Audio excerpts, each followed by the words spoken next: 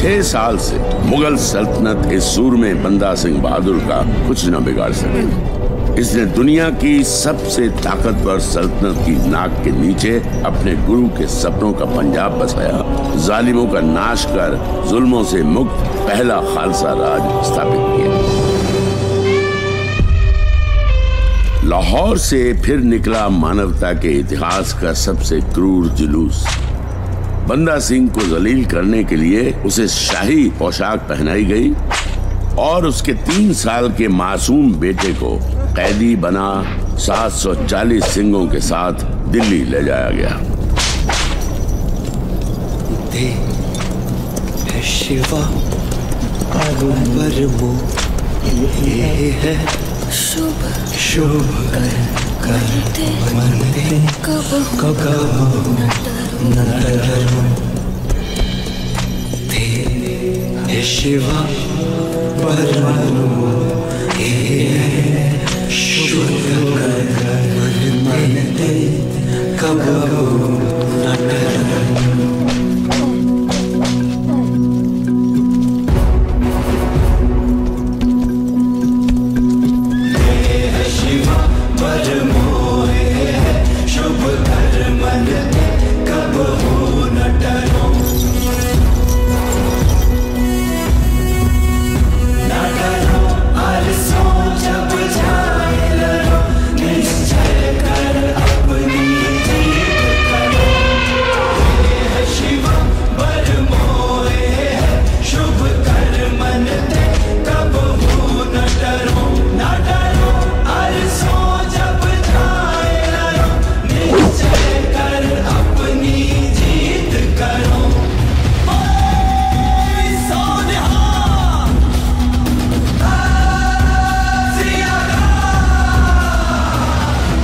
इसी बुलंद हौसले की शान में हमारे महान देश का राष्ट्रगान लिखने वाले महाकवि रविंद्रनाथ टैगोर ने एक कविता लिखी, बंदी वीर। অবশেষে बंदा बहादुर मुगलদের हाथों बंदी। आखिर बंदा मुगल फौज के हाथ आ गया। शेर की तरह उसको पिंजरे में डाल दिल्ली लाया गया।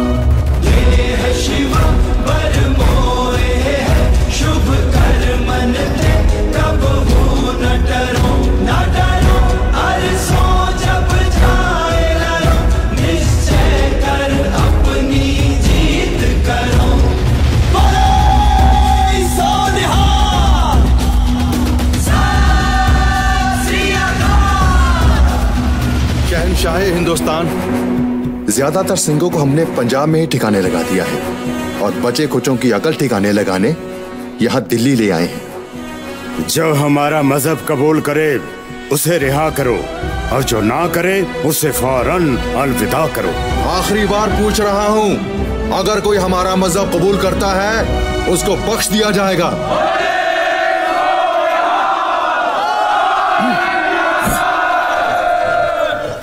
ओ सिपाहियों, लाओ एक को। ओ जल्लाद पहले मैं। ओ जल्लाद पहले मुझे मुक्ति दे। उसको पकड़ो। हर कैदी सिंह सबसे पहले शहीद होने के लिए उतावला था। रोज चढ़ते सूरज के साथ 100 सिंह कत्ल कर दिए जाते।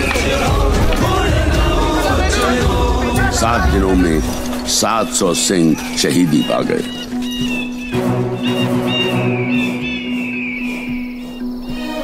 सात 700 सिखों को उनके साथियों के सामने ही कत्ल के लिए ले जाया गया। जनाब, फिर भी उनका फैसला नहीं बदला। हर कत्ल के बाद हमारी उम्मीदें घटती गई और उनके इरादे मजबूत होते गए। 3 महीने कैद में सड़ने के बाद भी ना तो कोई सिंह और ना ही बंदा अपना मजहब छोड़ने को तैयार है। सर कलम कर दो।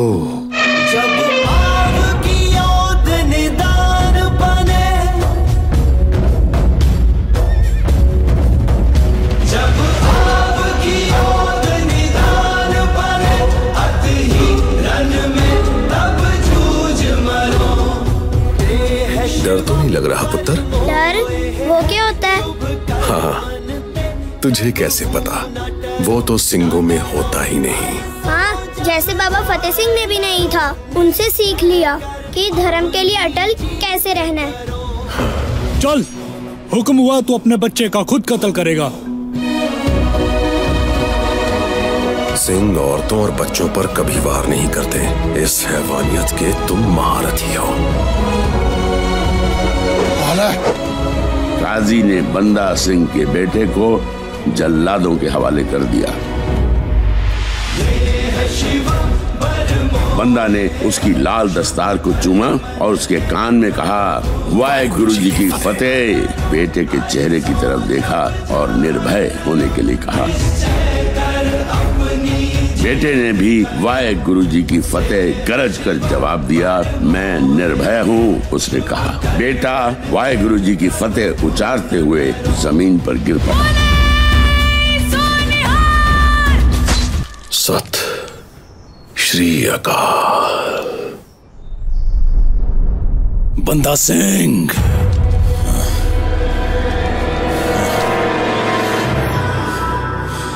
तेरी शांत आंखें मुझे डरा रही हैं। ये मेरे अंदर घुसती जा रही हैं। इन आंखों को फोड़, मैं तुझे अंधेरे में धकेल दूंगा, फिर तेरे टुकड़े टुकड़े करूंगा। रुक क्यों गए? मेरी आंखों को तो फोड़ दोगे, लाखों और जो तुम्हें तुम्हारे पापों की याद दिलाएंगी, उन्हें कैसे फोड़ोगे?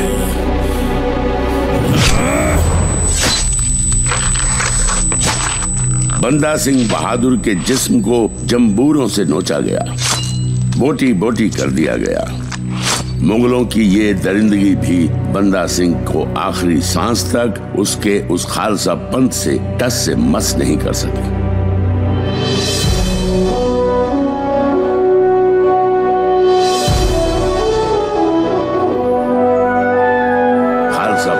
जिसकी नींव खुद गुरु गोविंद सिंह ने सालों पहले आनंदपुर में रखी थी। आनंदपुर, जहां गुरु साहब के चारों साहबजादों के मधुर सुर फिजाओं में गूंजते और सारा वातावरण सुख, स्नेह और शांति से भर जाता था।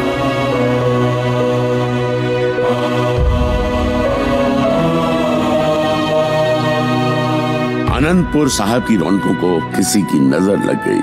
धोखे से वजीर खान ने गुरु साहब से आनंदपुर का किला खाली करवा दिया और सरसा नदी पर आकर उनका सारा परिवार बिखर गया। 40 सिंहों और 2 बड़े बेटों के साथ गुरु साहब ने चमकौर की गढ़ी में डेरा लगाया। 10 लाख की फौज लेकर वजीर खान ने हमला बोल दिया। दुश्मन के साथ लड़ते हुए पहले बाबा अजीत सिंह शहीद हुए, फिर बाबा जुझार सिंह ने गुरु पिता से आशीर्वाद ले जंग में वीरगति प्राप्त की।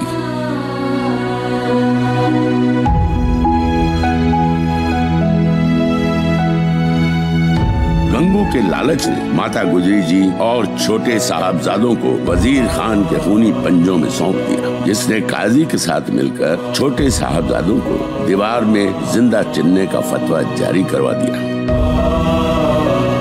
दीवार ने बच्चों की बहादुरी को सलाम किया और उनके कदमों में गिर पड़े। वजीर खान के इशारे पर जल्लादों ने बच्चों के सिर कलम कर दिए। गुरु साहब ने इस तरह सरबंसवार के मानवता की खातिर अपना फर्ज निभाया।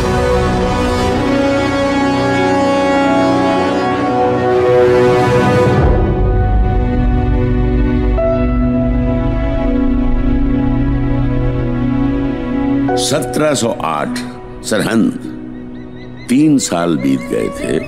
जिस जगह पर छोटे साहबजादों को दीवार में चिनकर शहीद किया गया था, उस दीवार को वजीर खान ने टूटा हुआ इसलिए छोड़ दिया था ताकि वो भयानक दृश्य लोगों को उसकी दहशत की याद दिलाता रहे। और उसके विपरीत लोग वहां आकर साहबजादों की स्मृति को प्रणाम करते। कईयों को तो वहां वाहेगुरु वाहेगुरु की आवाजें भी सुनाई देती।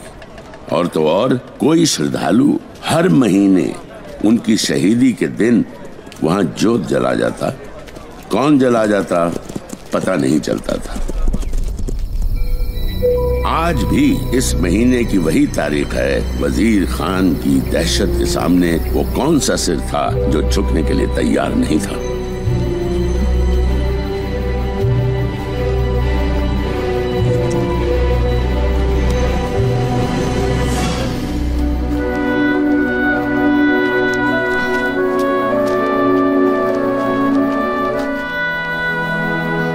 रजिया बेटी, जल्दी कर।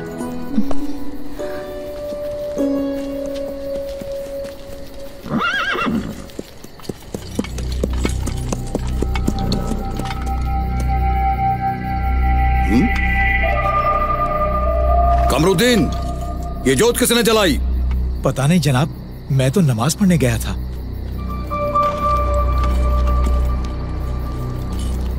ओए मोहतरमा, इधर आओ। क्यों कमरुद्दीन, ये औरत अभी अभी यहाँ आई थी? जनाब, बेशक बुढ़ापे में मेरी नजर कमजोर हो गई है, पर अच्छे बुरे की पहचान है। इसे मैंने पहले यहाँ कभी नहीं देखा। ये जोत तूने जलाई है? जोत तो साहिबजादे अपने बलिदान की हमारे दिलों में जगा गए हैं, जो हमेशा जलती रहेगी। ए लड़की, दरोगा साहब के सामने ऊंचा बोलती है? चल भाग यहाँ से, नहीं तो बाकी हमदर्दों की तरह तुझे भी काल कोठरी में बंद कर दिया जाएगा। चल भाग यहाँ से। कमरुद्दीन। जी जनाब। लोगों को तो हम कैद कर लेंगे, पर उन आवाजों को कैसे कैद करेंगे जो इस दीवार से आती है? इसलिए इस लड़की के दिए को जलाने के थोड़ी देर बाद मैं दिए को यहाँ से उठा लेता हूँ। इस तरह से उसकी श्रद्धांजलि भी पूरी हो जाती है और सरकार के कानों तक बात भी नहीं जाती। औरों की मैं क्या कहूँ, जब मैं खुद कई बार यहाँ से गुजरता हूँ तो मुझे वाहे गुरु की आवाजें सुनाई देती हैं।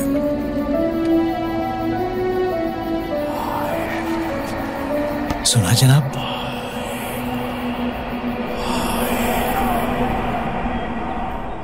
जनाब, ये सब अफवाहें हैं। कौन से वाहेगुरु की आवाज और कहां से आएगी? वैसे अब सिखों के पास बचा ही कौन है? गोविंद के बड़े बेटों को तो चमकौर की लड़ाई में मरवा दिया और छोटों को सरहंद में मार दिया। हिंदू और सिखों को आपने ऐसे भयानक तारे दिखाए, ये सारे डर के मारे सहम कर घर में बैठ गए हैं। और बादशाह की आंखों में धूल झोंकने के लिए आपने दरबार में 2 सिख, आली सिंह और माली सिंह को दीवान की पदवी दे दी है।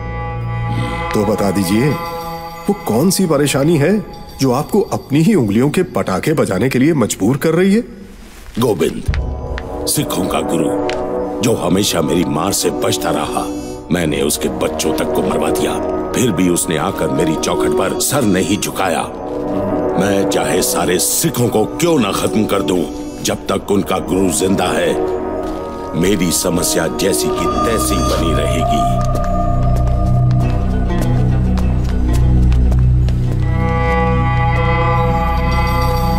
खान साहब, ये दोनों आपकी समस्या का हल करके दिखाएंगे। जिसका सर कलम हमारी तलवार न कर सकी, क्या तुम उसका शिकार करोगे? जी हाँ, हमारे वार से मरेगा गोविंद और सदमे से मरेगी पूरी सिख कौम। तुम्हारे जवाब ने तो मेरी उम्मीदों के बंद दरवाजे खोल दिए। सुचानंद, इनकी झोलियां सौगातों से भर दो। जी। बादशाह गुरु को दक्षिण की तरफ ले गया है, उत्तर की तरफ ना आ पाए, और अगर कहीं जाए तो सीधा ऊपर जाए। जाओ।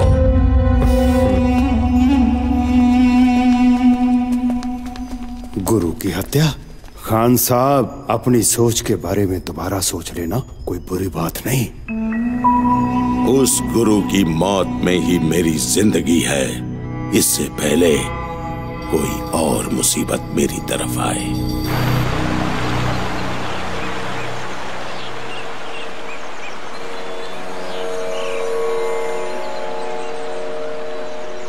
मोहन जी, मोहन जी, मोहन जी, मोहन जी, महंत जी, कोई अपने डेरे पर आया है। आते ही उसने तो मटकी मर्यादा मिट्टी में मिला दी, बकरे काटे और अपने प्रसाद बनाने वाले चूल्हे पर मांस पकने रख दिया, और खुद वो आपके पलंग पर पसर कर बैठ गया। कौन है जिसने इतनी हिम्मत की? बाबा जी, सबक सिखाओ उसे। वहां बैठे ही पलंग समेत धरती पर उल्टा कर मारो, फिर जाकर पूछना। जाकर पूछना? नहीं, अपनी शक्तियों को भेजकर पलंग समेत उसको यहीं बुलाऊंगा, अभी इसी वक्त तुम्हारे सामने।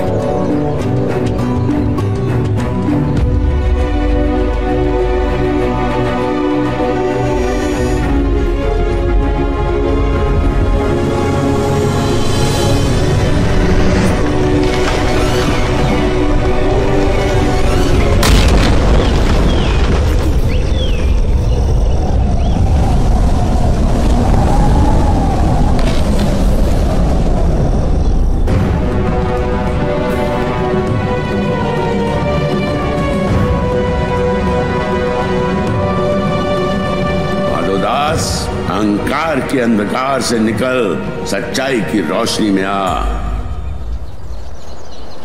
तुमने कुछ सुना? नहीं महंत जी, आपने तो कुछ भी नहीं कहा। माधोदास, परमात्मा की आवाज सिर्फ आत्मा सुन सकती है और आत्मा की आवाज सिर्फ परमात्मा। केवल मंत्र धुनी जमाने से शांति नहीं मिलती, चित्त को शांत रखना भी जरूरी है। तू भटक चुका है माधोदास। आज पहली बार तेरे सभी तंत्र मंत्र बेअसर साबित हुए। तेरे डेरे पहुंचने वाला शख्स कोई मामूली इंसान नहीं है।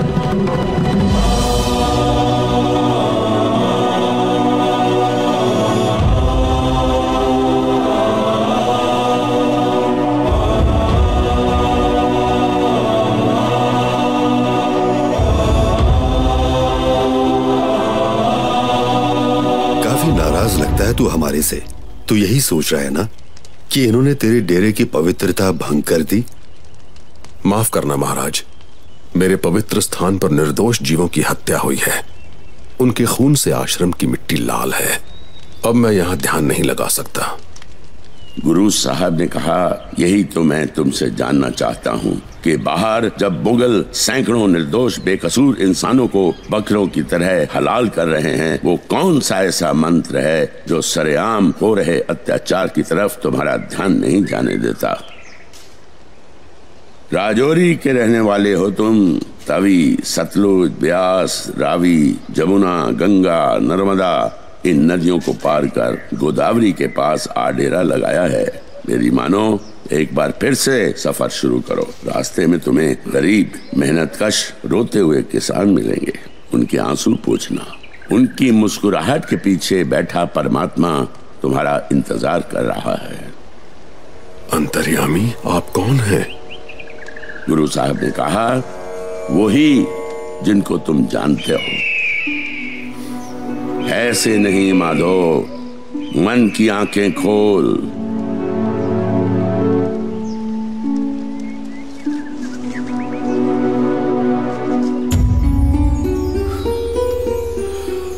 आप तो साक्षात गुरु गोविंद सिंह जी हो। हाँ माधोदास, जैसे ही गुरु साहब को दादू द्वारे के महंत जैतराम से तेरे बारे में पता चला, सीधा तेरे डेरे चले आए। मेरा सौभाग्य। गुरु साहब ने कहा, अपना भाग्य और जगह। तुम कर्मवीर हो। जिस कर्म के लिए इस धरती पे आए हो, उसकी कमान संभालो। तुम्हारा स्वभाव तो शिकारियों जैसा है। जुल्म के सताए हुए वो लोग उतने ही मासूम और बेकसूर हैं जितने तुम्हारे तीर से मरते हुए हिरनी के वो दो बच्चे जो पैदा होते ही तुम्हारे सामने दम तोड़े, जिनको तुम तड़प तड़प कर मरता हुआ देख न सके और शिकार खेलना बंद कर दिया। तीर भी तोड़े थे और कमान भी फेंकी थी। उस पीड़ा की तड़प ने तुम्हें लक्ष्मण देव से माधोदास बना दिया। अंतर्यामी, मैं? गुरु साहब ने कहा, हाँ हाँ, तुम कौन? जी, मैं आपका बंदा।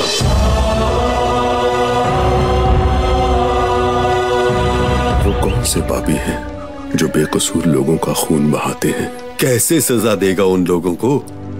तंत्र मंत्र से उनके पलंग उल्टे करके? तंत्र मंत्र वाले माधोदास की मौत तो आपके दर्शन करते ही हो गई थी, बाजा वाले साईं।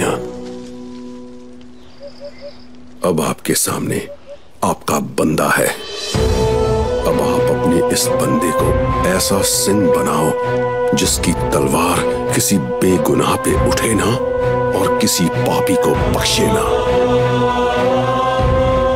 गुरु साहब ने कहा, बस तुम्हें बंदा ऐसा बहादुर सिपाही बनाएंगे जो इंसानियत के दुश्मनों को लोहे के चने चबवाएगा। अब तुम्हें हम गरीबों मजलूमों का सहाई खालसा बनाएंगे।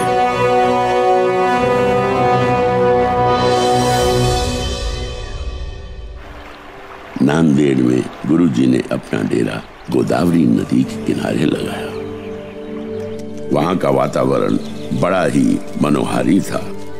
हिरणों का झुंड चुपचाप कोने में बैठ जाता और मोर भी नाचना भूल शांत होकर बैठ जाते हैं। इस तरह के वातावरण में आकर माधोदास और उसके साथी धन्य हो गए। युद्ध के मैदान में घोड़े हमारे शरीर का हिस्सा होते हैं, इसलिए तुम्हारे और घोड़े के दरमियान सही तालमेल होना बहुत जरूरी है। थोड़ा वक्त लगेगा। माधोदास, सबसे पहले ये सीखना है कि अपना बचाव कैसे किया जाए। चलो अब तुम वार करो। ना, ऐसा करके तुम एक वार को रोक रहे हो और दूसरे वार को न्योता दे रहे हो। जब तलवार तुम्हारे हाथ में हो तो नजर दुश्मन पर होनी चाहिए। लाल रंग सिर्फ तुम्हारी तलवार की शान बढ़ाए, दुश्मन की तलवार हमेशा बेरौनक रहे। जंग हौसले से जीती जाती है, पर असूलों के लिए लड़ी जाती है। पंजाब के हालात बेहद चिंताजनक हैं। इस वक्त सबसे ज्यादा जरूरत है लोगों का साथ देने की। जंग के असूलों को जान लेना अत्यंत जरूरी है। इतने सालों बाद भी वाह, थोड़े अभ्यास की जरूरत है। गुरु साहब ने समझाया, लोगों को अगर जालिमों से बचाना है तो अपने आप को बचा के रखो। नासमझी से आगे बढ़कर दुश्मन के हथियारों की भेंट चढ़ना बेवकूफी है। गुरु साहब ने बंदा सिंह को समझाया, अगर आपकी मौत औरों के लिए प्रेरणा नहीं बन सकती तो शहीद होने का कोई फायदा नहीं। मरना उसका ही सफल माना जाता है जो दूसरों को हिम्मत से मरने का हुनर सिखा दे।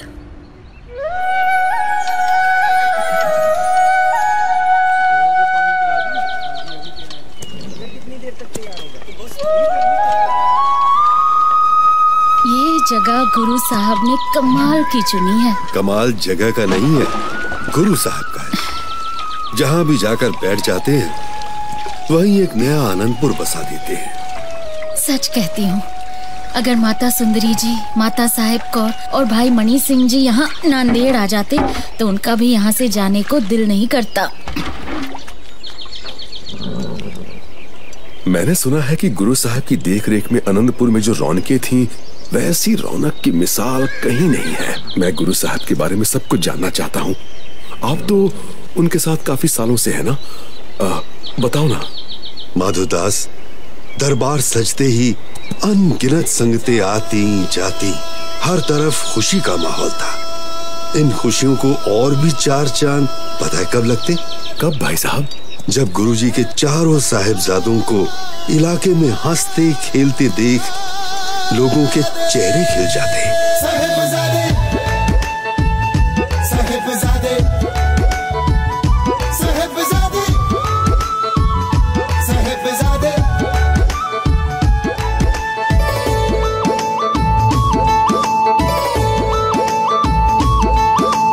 एक शहर है आनंदपुर, रमणीक ने नजारे। इस शहर दे गगन ते जगदे ने चार तारे। हासे आनंदपुर तो खुल के जिन्ना लुटाए। तारे आकाश तो धरती सजोण आए।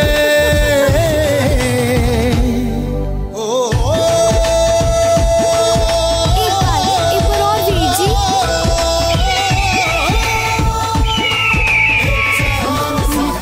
इस तरफ कर दो।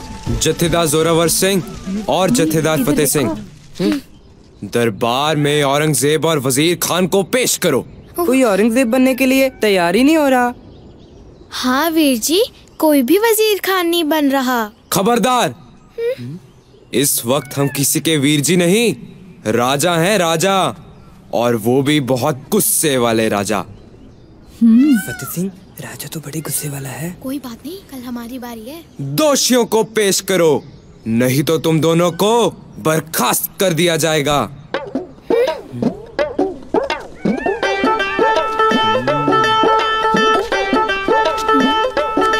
रुको रुको खालसा जी, रुको। रुको ना। सिंह जी, थोड़ी देर के लिए औरंगजेब बन जाओ। आप वजीर खान बन जाओ। ओ, क्या कह रहे हो साहिबजादे? मैं क्यों बनूं औरंगजेब? ओ ना जी ना, वजीर खान तो हमारा दुश्मन है। मैं दुश्मन कभी ना बनूं। वो तो इतना नीच है कि अगर कहीं हमें मिल जाए तो हम तो उसे वहीं पकड़ लें। सिंह जी, वजीर खान बन जाओ ना, बन जाओ ना। गंगू, गंगू यहाँ आओ ना। अच्छा ठीक है।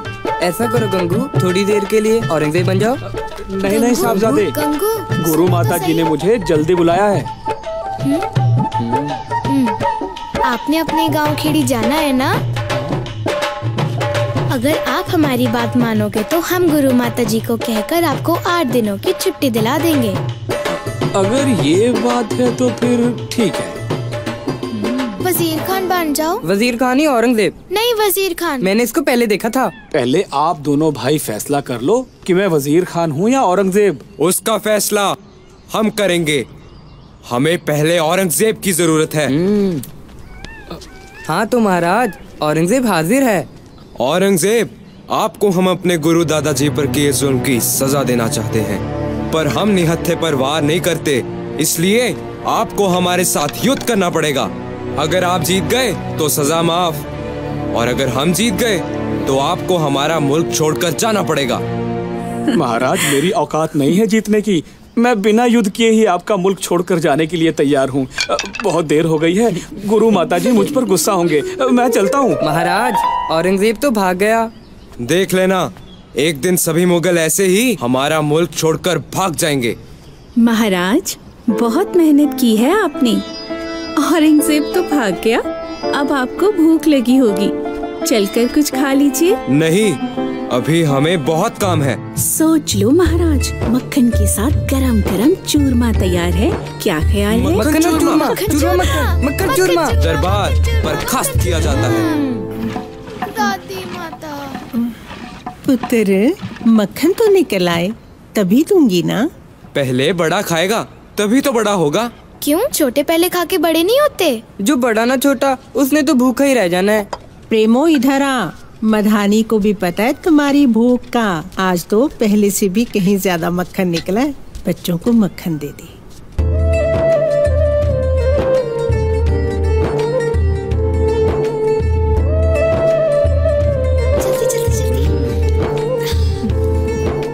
मक्खन से ही पेट भर लोगे। ये चूरमा कौन खाएगा? चूरमा मुझे दीजिए गुरु माता, सच में आज तो बड़ी भूख लगी। गंगू, चूरमा नहीं लाया?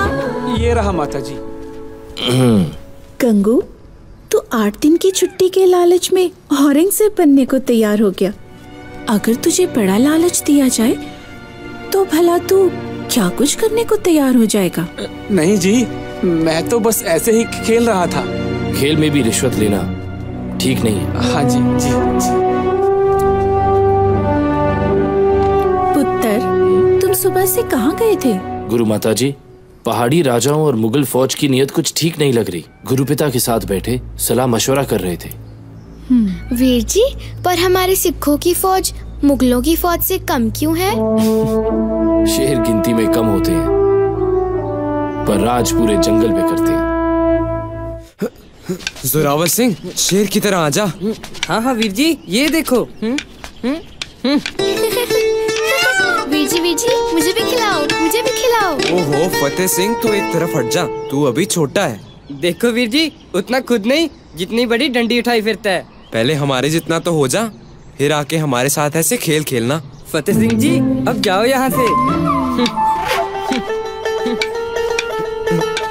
ओहो, इतना जोश! खुद ही तो कहते हो वीर जी, पूरे जोश के साथ। हाँ, चल ध्यान से खेल।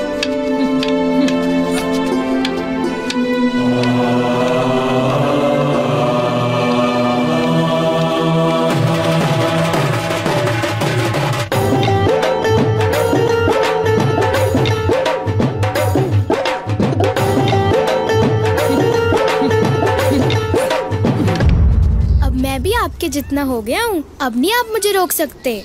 चाहे पास खड़े होकर देख लो। चलो अब खिलाओ मुझे। जिद ना कर, तुम्हें चोट लग जाएगी।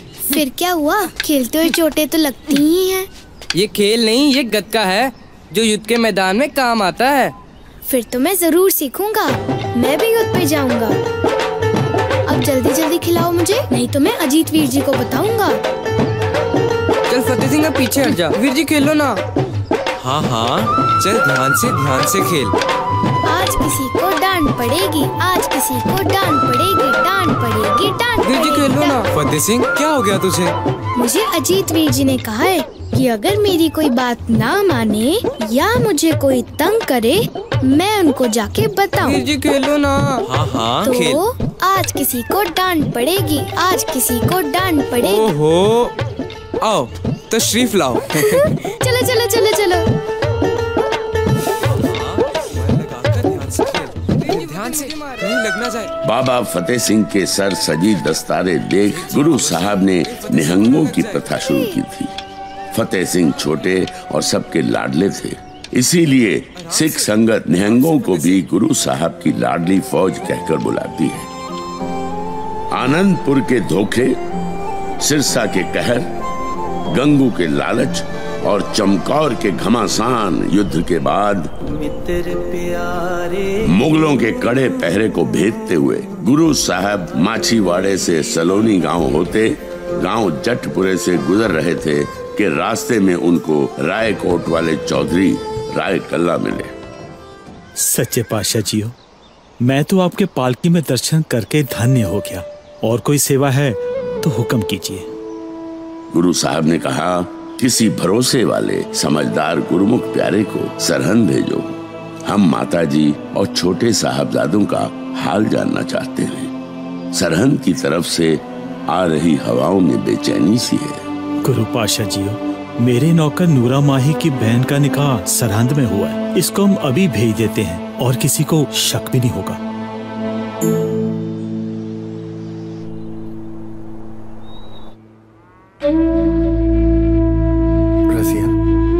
रसिया, देख, मैं तेरा भाई रायकोट से तुझे मिलने आया हूँ। मैंने तो सोचा था कि मेरी रजिया बहन मेरे साथ लड़ेगी कि मैं उसके पास इतने दिनों बाद क्यों आया, पर तू तो मेरे साथ जरा भी बात नहीं कर रही। क्या हुआ, इतनी नाराज है अपने भाई से? रजिया, नूरा,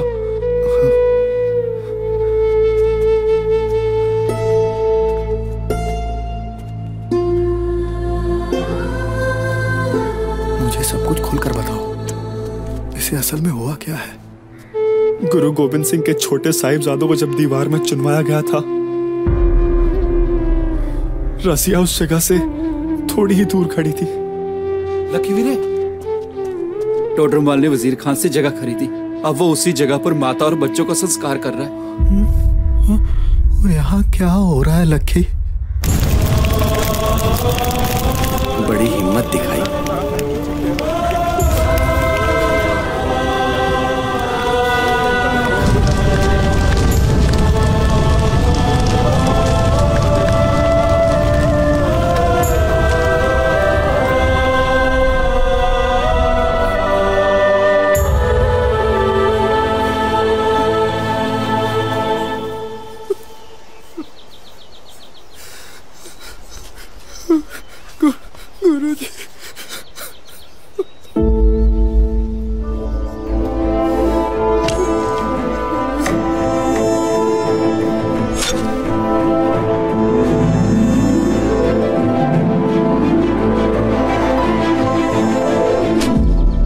साहब ने कहा, मुगलिया सल्तनत की जड़ उखड़ गई।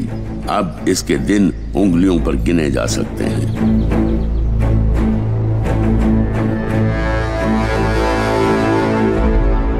कौम की खातिर सब कुछ कुर्बान करने वाले के माथे पर जरा भी शिकन नहीं। हाँ, जब कभी भी हम उनके सामने माताजी या साहबजादों की बात करते हैं तो तेरा पाना मिठा लागे कहकर बात शुरू होने से पहले ही खत्म कर देते हैं।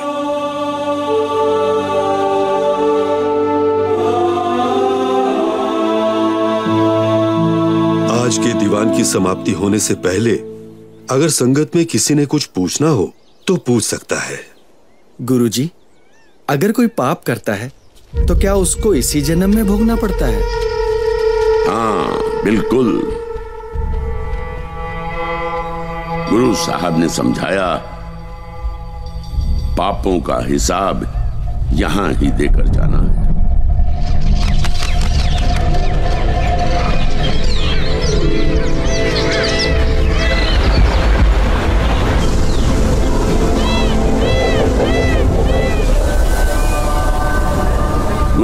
साहब ने मुस्कुराकर कहा, तो आखिर तुम पहुंच ही गए। बड़ी दूर से आए लगते हो। जी गुरुजी, हमें आशीर्वाद दीजिए। गुरु साहब ने कहा, वाहे गुरु तुम्हारी मुरादें पूरी करे। गुरुजी, पापी और अपराधी में क्या अंतर होता है? पापी वो होता है जो पाप करने के बारे में सोचे। अपराधी वो होता है जो उस सोचे हुए पाप को अंजाम तक ले जाए। क्या पापी का चेहरा पढ़ा जा सकता है? पापी का पाप उसके चेहरे पर साफ शब्दों में लिखा होता है, जिसको हम सिर्फ मन की आंखों से ही पढ़ सकते हैं। ये तो फिर आपके जैसे अंतर्यामी ही पढ़ सकते हैं। हम तो किसी पर भी धोखा खा सकते हैं। गुरु साहब ने कहा, धोखे से ही तो 5वें गुरु साहब को लाहौर बुलाया गया था। क्या उनको पता नहीं था? पता था, पर रब को प्यार करने वाले रब की रजा में ही रहना पसंद करते हैं। गुरुजी, इन तुर्कों के पापों का हिसाब कौन करेगा? क्या उनको भी कभी उनके किए सारे जुल्मों की सजा मिलेगी? गुरु साहब ने समझाया, जैसा अनाज धरती में बीजोगे वही उगेगा, उसी को काटना पड़ेगा। काटने की ऋतु कब आएगी ये निरंकार जानता है। गुरुजी, इतनी भी गर्मी नहीं। फिर इन दोनों के माथे पर पसीना? इन दोनों की आंखों में मैंने अजीब सी बेचैनी देखी है। बाकी आप जग ज्ञाता हो। गुरु साहब ने समझाया, खालसा जी, हर एक प्राणी अपने आप में पूरा ब्रह्मांड है। किसी के ब्रह्मांड में झांक कर देखोगे तो उसके गुण अवगुण आपके अंदर आ जाएंगे। अच्छा यही होगा कि हम अपने अपने ब्रह्मांडों की खोज करें। इसी खोज में ही हमारे मन को सुख और शांति प्राप्त होगी। जो ब्रह्मंडे सोई पिंडे, जो खोजे सो पावे।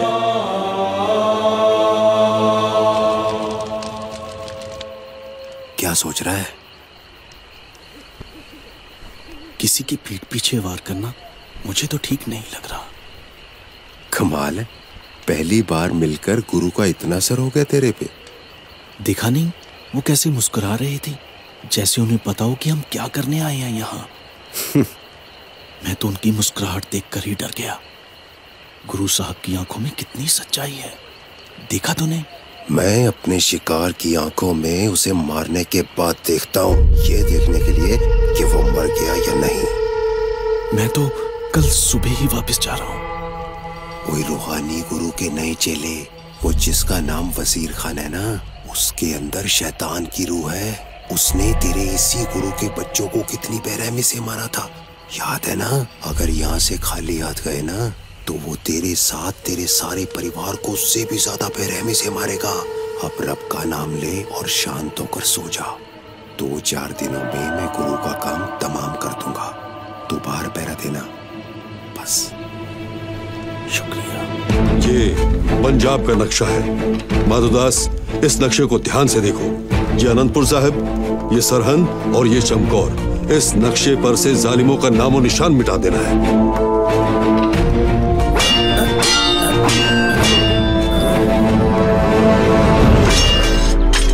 जिस वक्त माधोदास ने शस्त्र विद्या के साथ साथ गुरबाणी में लीन होना भी सीख लिया, गुरु साहब ने माधवदास को अमृत छकाकर खालसा पंथ में शामिल कर दिया। सतगुरु होए दयालता सरदा पूरी, सतगुरु होए दयालना। निरंकार ने अपनी माया से ये एक ऐसी तस्वीर बनाई। एक तरफ भाई दया सिंह जी, जिनको गुरु साहब जी ने 5 प्यारों के साथ पहली बार अमृत छकाया था, और दूसरी तरफ बंदा सिंह बहादुर, जिसको आखिरी बार गुरु साहब ने अपनी हुजूरी में 5 प्यारों के द्वारा अमृत की दीक्षा दी।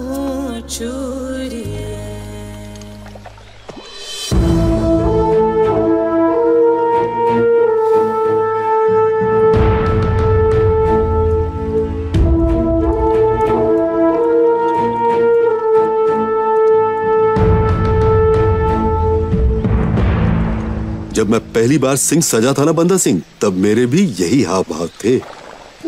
भाई दया सिंह जी, ये पगड़ी ये पगड़ी तो ऐसे है जैसे सर पर ताज है। मैं इस ताज को पंजाब की शान बना दूंगा। आपने ये ताज पहली बार कहाँ पहना था? अनंतपुर।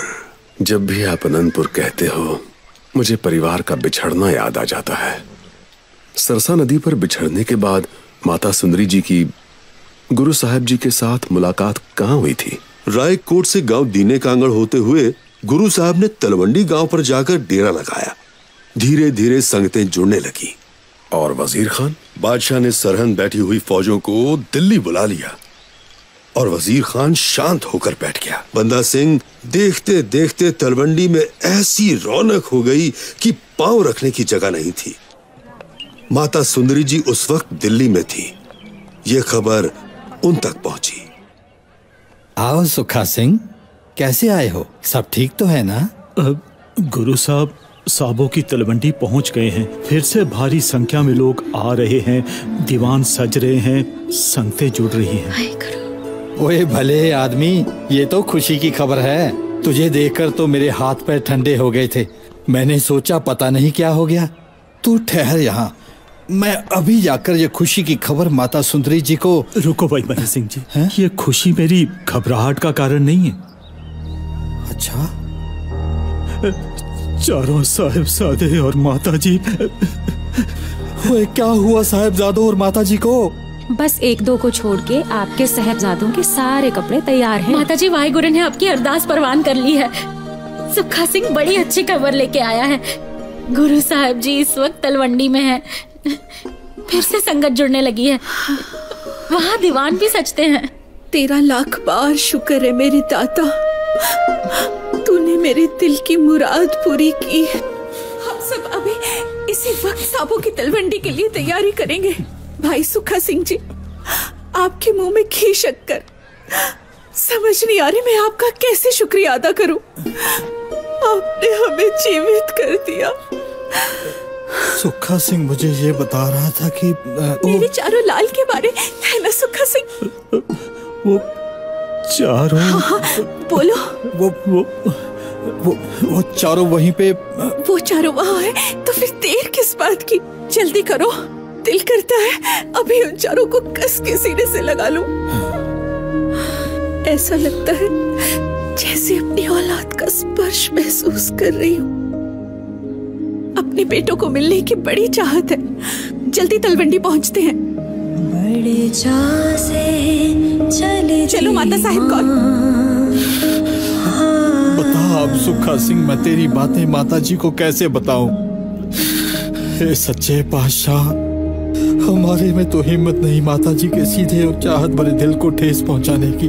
गुरु जी हमें माफ कर देना, यह काम अब आपको खुद ही करना पड़ेगा। बड़े चाह से चली थी माँ कि बेटों के दीदार होंगे।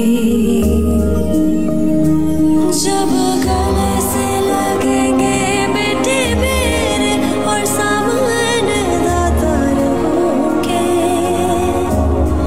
और सामने दातार होंगे। बड़े चाह से चली थी माँ कि बेटों के दीदार होंगे।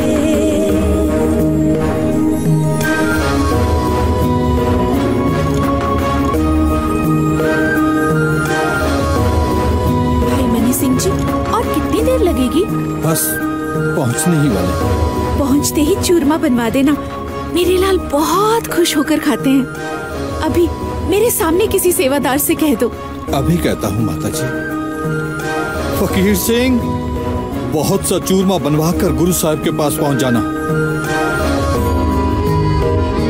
हाँ, चुम चुम छोटों को मैं गोदी में खिलाऊंगी।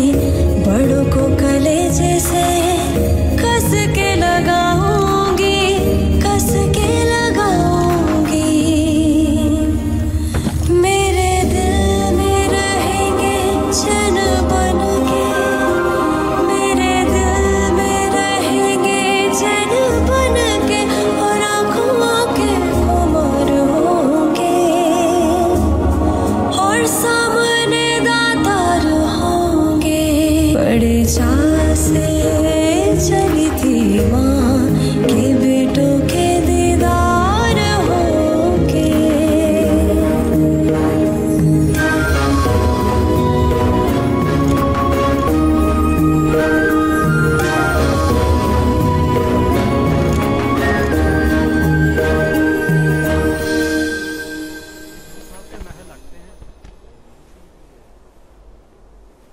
गुरु साहब ने कहा, उठ भी जाओ अब।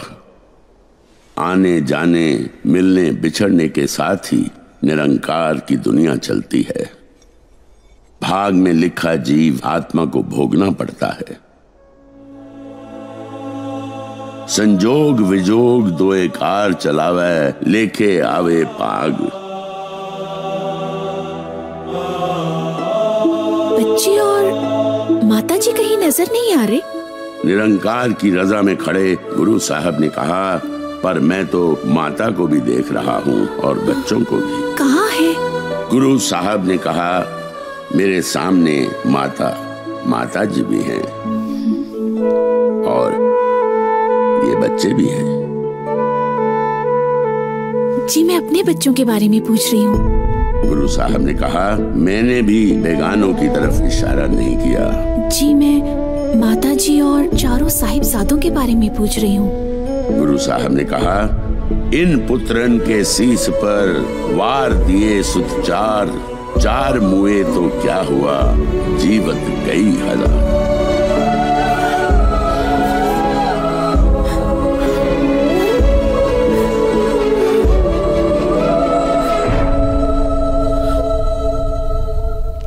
जिਉਂਦੀ ही मर गई माँ की कहर टह गया है, जो काल जो कोई रुग भर के ले गया है।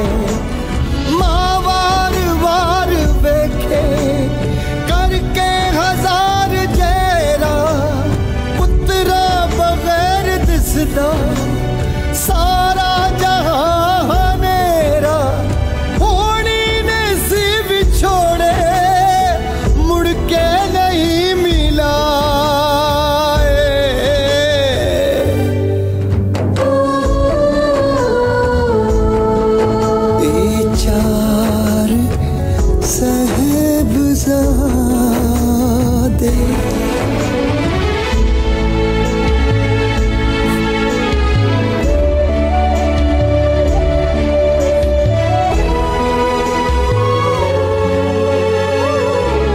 साहब ने भाई दया सिंह से कहा, बच्चों की माता से कहो, उनको अपने बच्चों की शहादत पर आंसू बहाने का पूरा हक है, लेकिन अपने चारों पुत्रों के साथ साथ उन हजारों की कुर्बानियों को भी शामिल कर लें जिन्होंने हमारे एक इशारे पर दुश्मन की तलवारों के नीचे अपने सर रख दिए।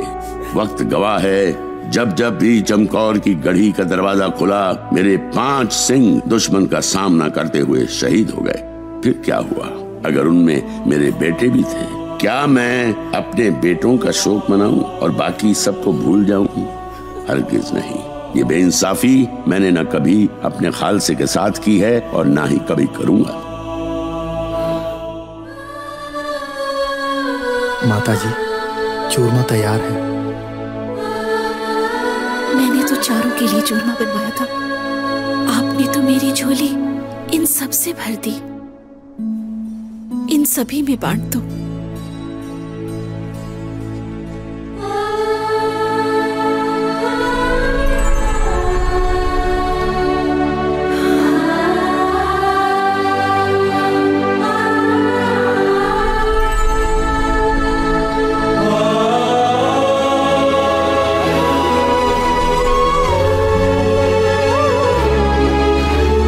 ममता ते मेहर होई, वेखे अजब नजारे, बैठे हजार हो के गोविंद दे लाल चारे।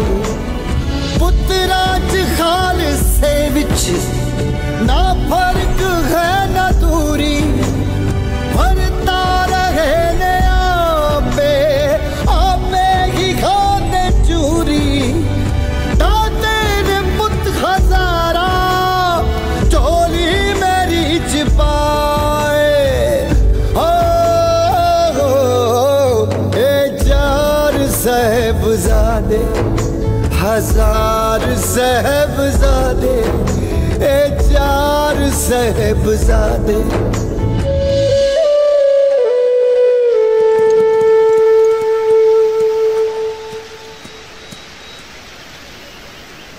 भाई दया सिंह जी, अब तो मैं भी सिंह सज गया हूं।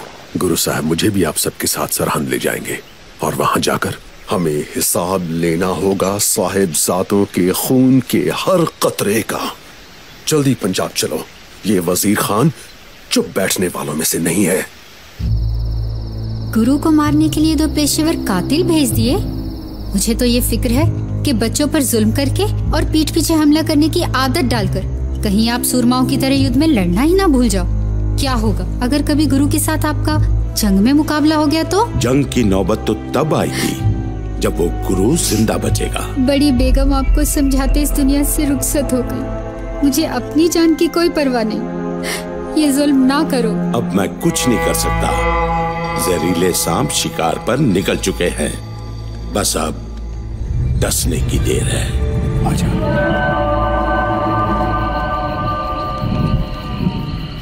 जी गुरु साहब, देख के आते हैं।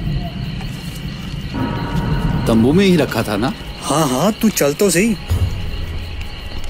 तू बाहर रुकना, मैं बस अभी काम तमाम करके आया। चल चल चल चल आराम से।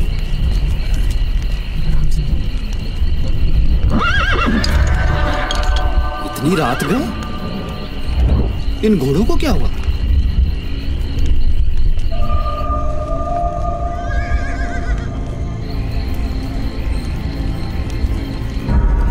चल देख के आते हैं।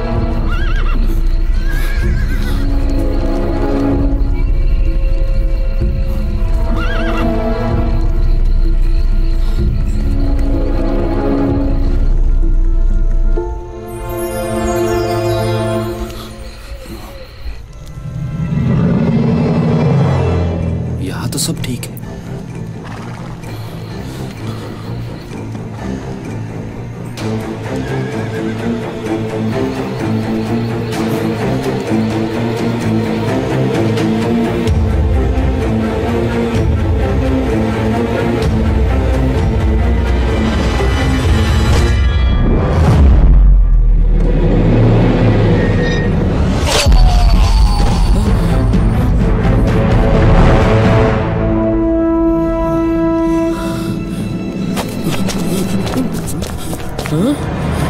पकड़ो इसे, इसने अपने साथी के साथ मिलकर गुरु साहिब पे वार किया है।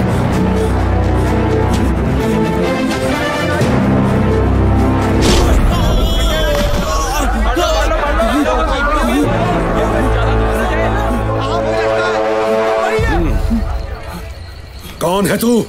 कहां से आया है? मुझे वजीर खान ने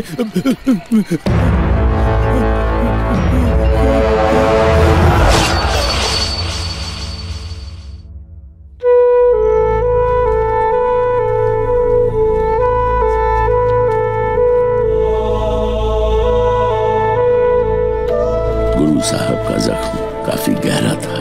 वैद्य ने उसको सीकर खून का बहना तो बंद कर दिया, पर जख्म की गहराई के बारे में उसे ठीक अंदाजा नहीं लग पाया। गोदावरी के किनारे बादशाह बहादुर शाह के डेरे से सिंघों ने एक अंग्रेज डॉक्टर को बुलाकर इलाज करवाया। उसने तसल्ली दी कि जख्म तो ठीक हो जाएगा, पर गुरु साहब को कम से कम 6 महीने आराम करना पड़ेगा। ध्यान रखना होगा, खतरा बढ़ सकता है।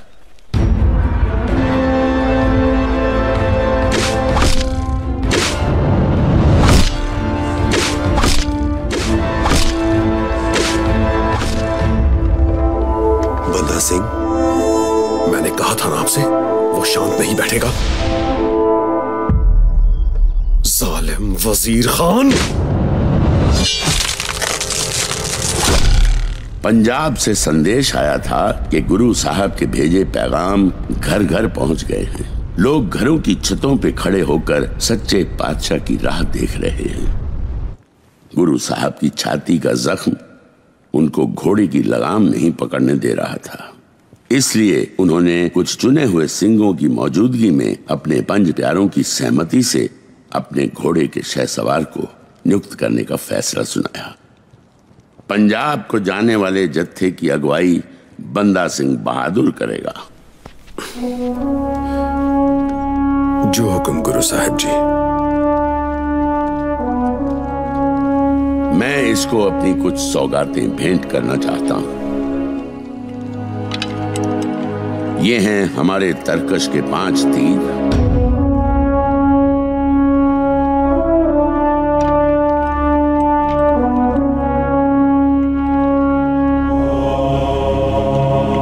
वो है नगाड़ा, खालसे के गरजने की आवाज।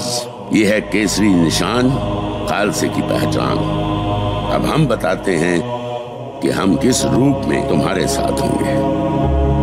गुरु साहब ने फिर भाई विनोद सिंह, कहन सिंह, विजय सिंह, बाज सिंह और भाई राम सिंह को आगे बुलाया। ये हैं पंज प्यारे, इनके रूप में हम हर वक्त तुम्हारे साथ होंगे। इनकी रजा में रहकर तुम्हें चलना पड़ेगा। इनके हुक्म को तुम अटल होकर मानोगे। जो हुक्म गुरु साहब जी। फिर गुरु साहब ने पंज प्यारों से कहा, आप पंज प्यारों को बंदा सिंह का ख्याल रखना है। जब कभी ये खालसा पंथ की नीति से भटके, इसको सही रास्ते का मार्गदर्शन करवाना है। हमारे पास समय बहुत कम है। हमने 25 सिंह और तैयार किए हैं जो आपके साथ जाएंगे। मुगलों की बुरी नजर से बचते हुए आप सभी को बड़ी फुर्ती और चुस्ती के साथ यहाँ से रवाना होना है। 5-5 सिंहों का जत्था बनाकर निकलना है। लंबा रास्ता लेना पड़े कोई परवाह नहीं, ले लेना। गांव बुढ़िया पहला पड़ाव होगा। बंदा सिंह, घोड़े की लगाम तुम्हारे हाथों में होगी। तुम सिंहों के जत्थे के सरपरस्त। लड़ना पड़ जाए तो मेरा इंतजार नहीं करना, पीछे कभी नहीं हटना। किसी को कुछ कहना सुनना है। कल सवेरे जत्था पंजाब को रवाना होगा।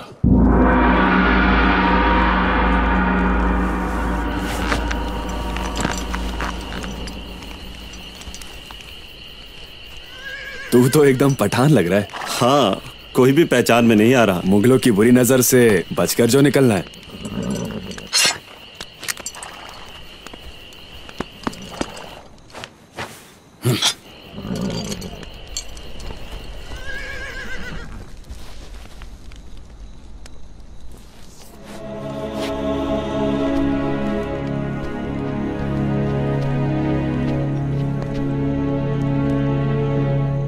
गुरु साहब मुस्कुराए और कहा, हमें पता था तुम आओगे।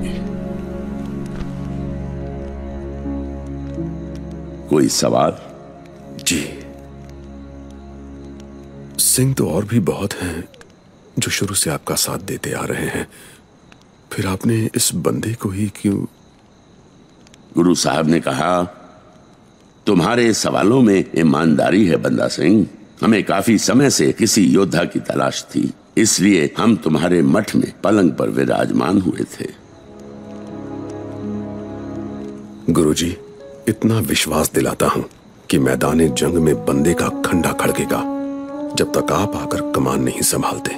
गुरु साहब ने कहा, अगर हम ना आ सके? आपने ही तो सद्बुद्धि दी है। होता वही है जो अकाल पुरख चाहता है।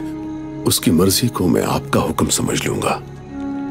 गुरु साहब ने पूछा, क्या तुम्हें हमारी कमी महसूस होगी? जी नहीं, क्योंकि मैं तो सिर्फ सिंहों की अगुवाई कर रहा हूं। सिंहों के असली सेनापति तो आप ही हो गुरुजी। ये मैं जानता हूं कि आप सिर्फ मेरे ही नहीं बल्कि हर सिंह के हमेशा संग रहते हो। गुरु साहब ने खुश होकर कहा, मेरा बंदा सिंह बहादुर, तुम वाकई में हर तरह से तैयार हो। आओ, तुम्हारे जाने से पहले अरदास कर लें। बंदा गुर कृपाल निकला, तेरा बंदा हूँ कह निकला।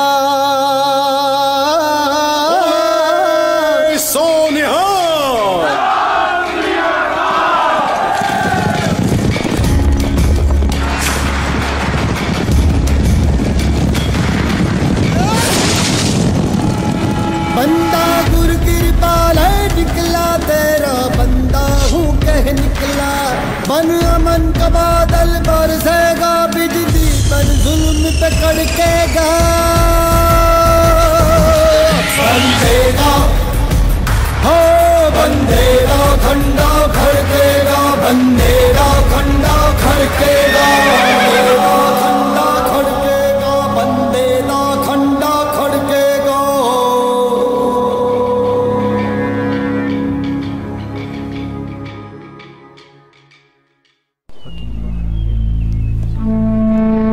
गुरु साहब का जख्म काफी गहरा था, पर वैद्य का कहना था कि उनके शरीर में धीरे धीरे जहर फैल रहा है।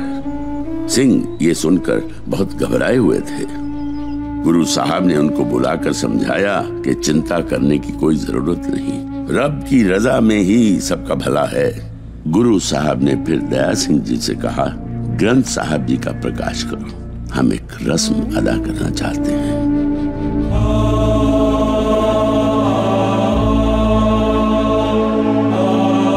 उन्होंने फिर ऐलान किया, खालसा जी, आज रस्मी तौर पर हम एक घोषणा कर रहे हैं। फैसला तो बैसाखी के दिन ही हमने कर लिया था, जब हमने 5 प्यारों को अमृत छकाया था। आज हमने 5 पैसे श्री गुरु ग्रंथ साहब के आगे चढ़ाकर माथा टेक दिया है। आज के बाद हमारे भी और आपके भी यही गुरु होंगे।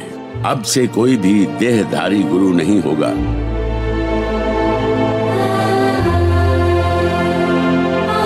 हमारी जोत श्री गुरु ग्रंथ साहब में विराजमान रहेगी और उस तक पहुंचने का एक ही रास्ता गुरु पंथ खालसा होगा। आज्ञा पही अकाल की तभी चलायो पंथ, सब सिखण को हुक्म है गुरु मान्यो ग्रंथ। हमारी तरफ से सारी संगत फतेह परवान करे। वाहिगुरु जी का खालसा, वाहिगुरु जी की फतेह।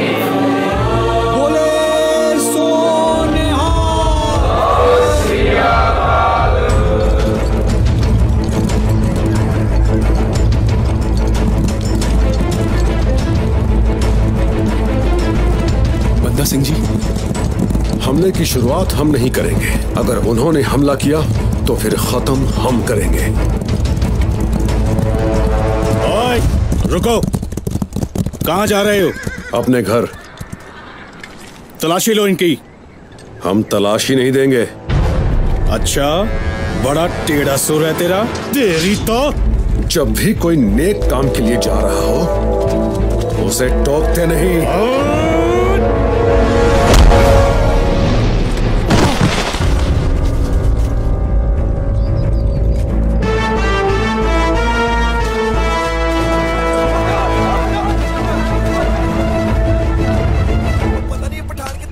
इस तरह की मुसीबतें तो कदम कदम पर टकराएंगी। आगे क्या सोचा?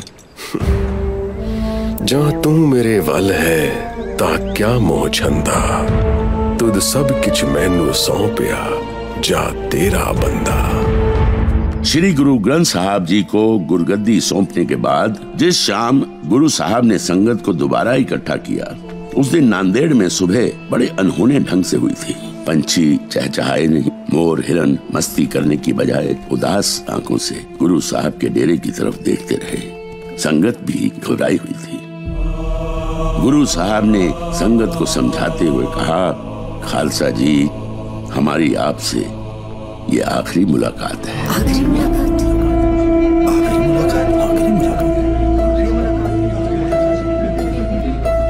हमारा जख्म हमें ईश्वर का संदेश दे रहा है।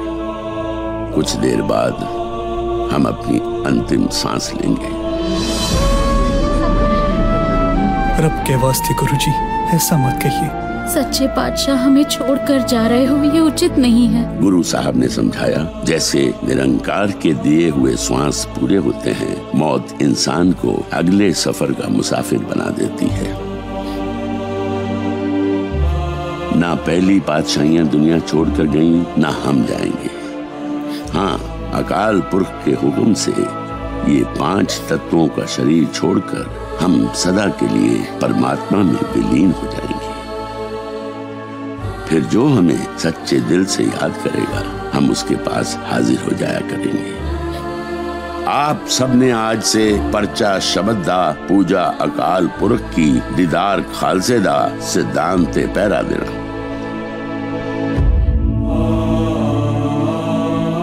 वक्त आ गया है। अच्छा, अब हमें जाने की आज्ञा दीजिए। हमारी तरफ से सभी संगत को फतेह परवान हो। वाहिगुरु जी का खालसा, वाहिगुरु जी की फतेह।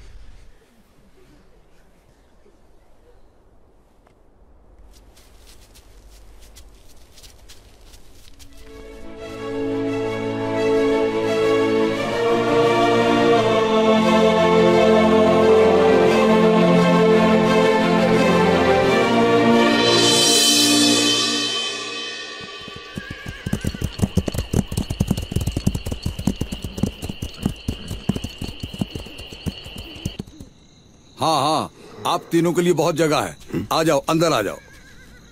ओए, तूने सिखों के बारे में सुना है? तू सिखों की बात छोड़, पहले ये सुन।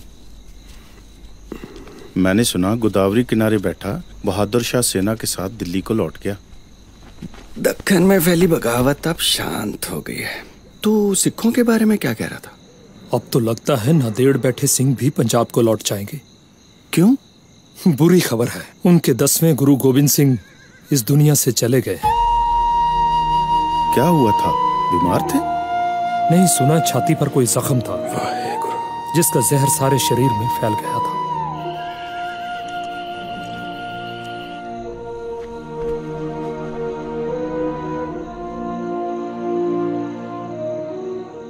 अगर हम ना आ सके, आपने ही तो सद्बुद्धि दी है।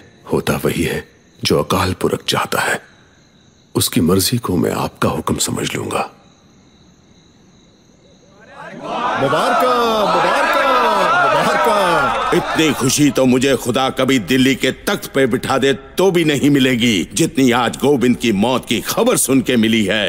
ये सिखों का अंत है। जश्न हो।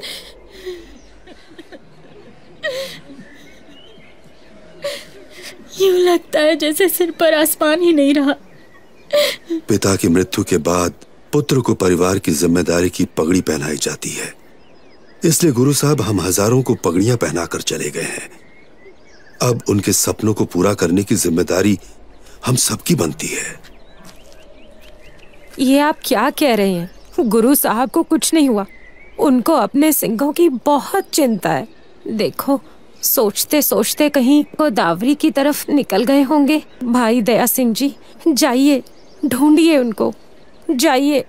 जैसे पिछली बार आप माछीवाड़े के जंगल में गए थे, गुरु साहब मिल गए थे, इस बार भी मिल जाएंगे। जाइए भाई दया सिंह जी, गुरु पिता को ढूंढ के लाइए। हम उनके बिना नहीं जी सकते।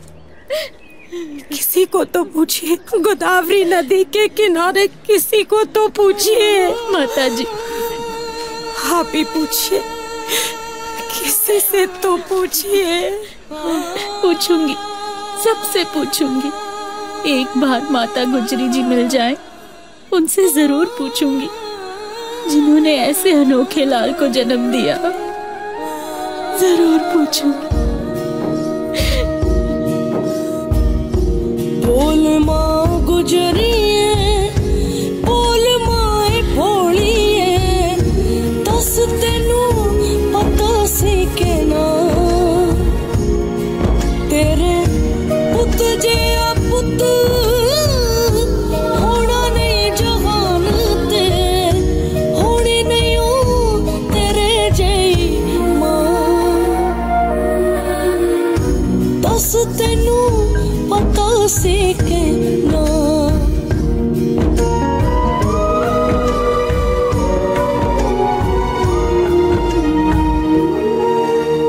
दिल्ली वाले पिता नू शहीद होण तोर देगा,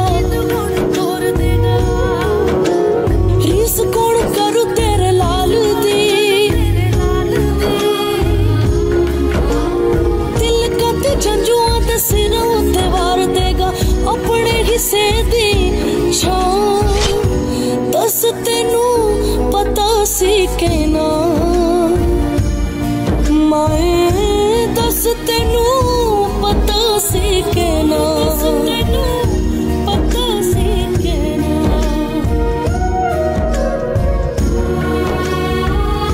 साहब ने कहा था हम सब लोग नंदेड़ से निकलकर पहली बार यहाँ बुढ़िया में इकट्ठा होंगे।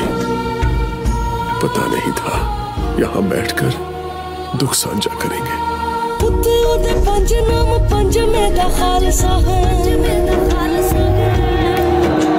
खालसा जिन्हों दी करामात है।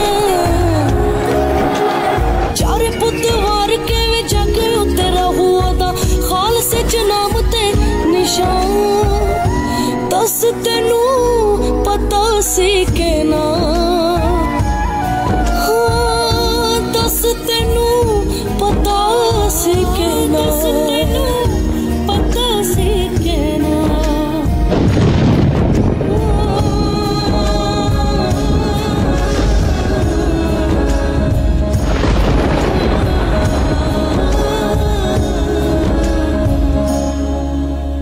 रब दा है पुत मेरा पुत मैं भी जान दिसा,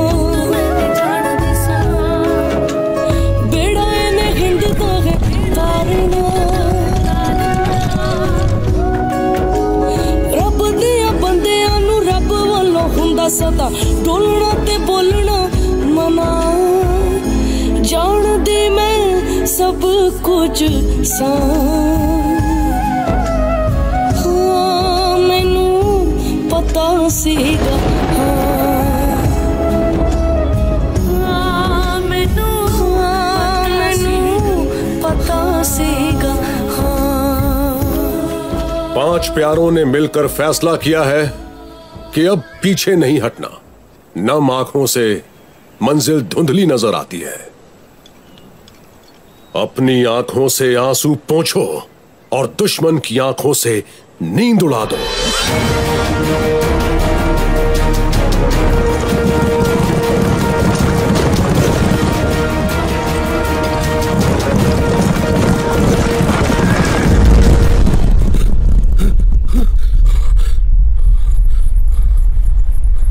क्या हुआ? अचानक इस तरह उठ क्यों गए?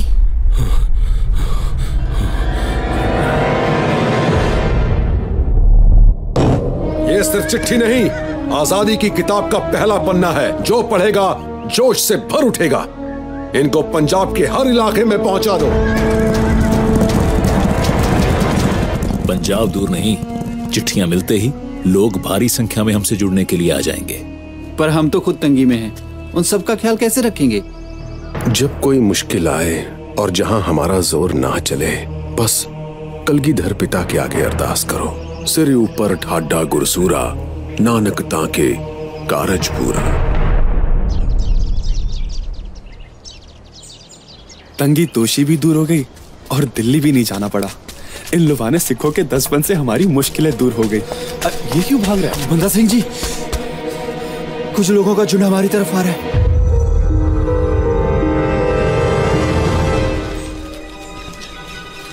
ये तो किसी गांव के लोग लगते हैं।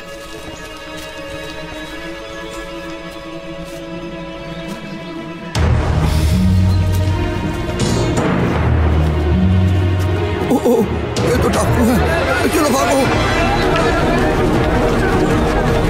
इनको क्या हुआ? रुको, मेरे को तो साथ। मुझे मत मारो, हम अपने घरों को खुला छोड़कर आए हैं। सब सामान वहीं पे है। जो चाहिए जाकर लूट लो, मुझे मत मारो। हम लुटेरे नहीं हैं। देखिए मेरे पास कुछ नहीं है। जाओ हमारा गांव लूट लो, जाओ। कौन लूट रहा है तुम्हें? खूंखार डाकू रणधीर सिंह, आप उसी के आदमी हो ना, है ना? नहीं नहीं, हम डाकू नहीं हैं। डरो मत, हम तुम्हें इन डाकुओं से बचाएंगे। वो बागर गांव पे हमला बोलने वाला है। घबराओ मत विनोद सिंह जी। ये पंजाब में जालिमों के खिलाफ हमारा पहला कदम और बागर में डाकू रणधीर सिंह का आखिरी। भेजा बंदा गुरु ने तपस्वी त्यागी है। लोगों के मनों में जैसे आशा नहीं जागी है।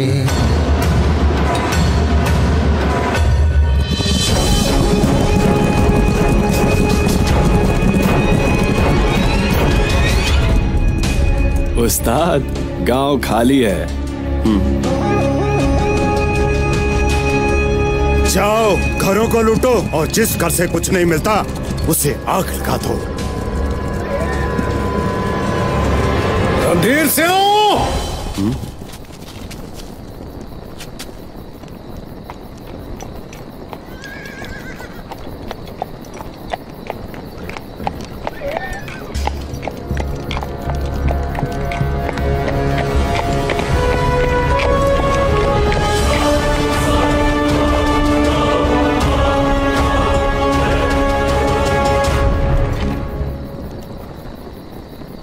तू कौन? तेरे में इतनी हिम्मत कहाँ से आई? मेरे आने की खबर सुन परिंदे भी घोंसला छोड़ जाते हैं। अब तो मेरे आने की खबर सुन उजड़े गांव भी बस जाएंगे।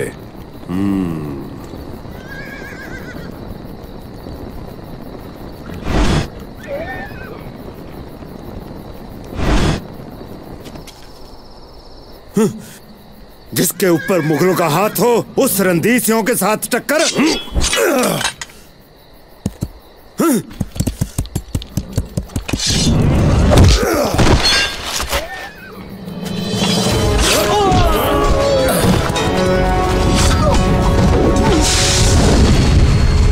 तेरी इतनी जरूरत? रणधीर सिंह को रोकने वाला कौन है तू? मजलूमों के वो दोस्त हैं, नेकी उनकी पहचान है। उस गुरु का आशीर्वाद लेकर निकला, बंदा सिंह बहादुर मेरा नाम है।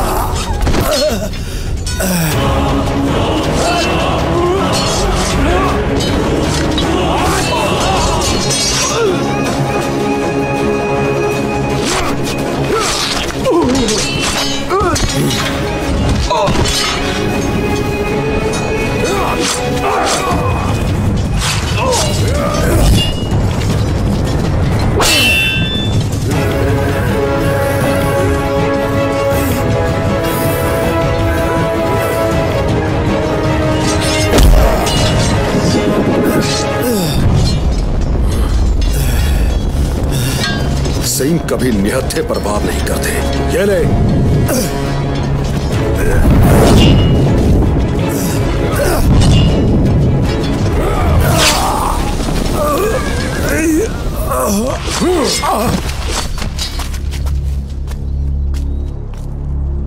हम आपके बहुत शुक्रगुजार हैं जो आपने हमें डाकुओं से मुक्ति दिलाई। इतने खुश मत हो, असली डाकू अभी मरा नहीं।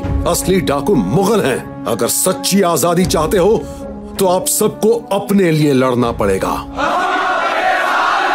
आया है मसीहा, आया है, लोगों को दर्द बढ़ाया है। ये गुरु जाता जाता पता नहीं कौन सी मुसीबत हमारे गले डाल गया। जीतेगा दिलों को प्यार से ये बंधन दिलों में धड़केगा। बंदेगा, बंदेगा, बंदेगा, बंदेगा, बंदेगा। फौजदार साहब, रास्ते में आ रहा हमारा खजाना बंदा सिंह ने लूट लिया है। बंदा सिंह ने जुल्म सहते हुए कई कस्बों और तहसीलों को आजाद करा दिया। बस इसका ही इंतजार था। उसकी शौर्य गाथा की गूंज ने वजीर खान के सिंहासन की नींव हिला दी।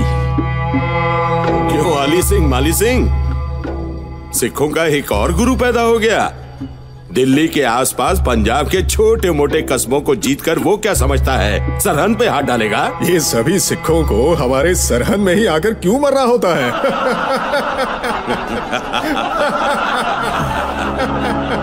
अब तुम ऐसा करो, उस तक पैगाम पहुंचाओ, कहो कि सुबह इस सरहद से टक्कर लेके दिखाए। देखना फिर उस बंदे का बहादुरपन कैसे निकलता है। तुम्हारे गुरु को तो मैंने दक्षिण की तरफ भेजा, वो वहां खत्म हो गया।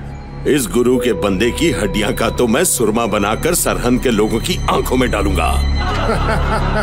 बस यहीं पे चुप हो जा वजीर खान। हम अपने गुरुजी की और उनके भेजे हुए जत्थेदार की और बेइज्जती बर्दाश्त नहीं करेंगे।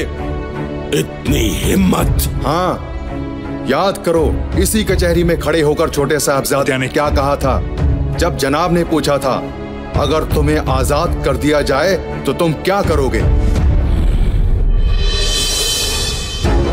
मैं इनसे ये तो पूछ लूं कि ये आजाद होकर क्या करेंगे?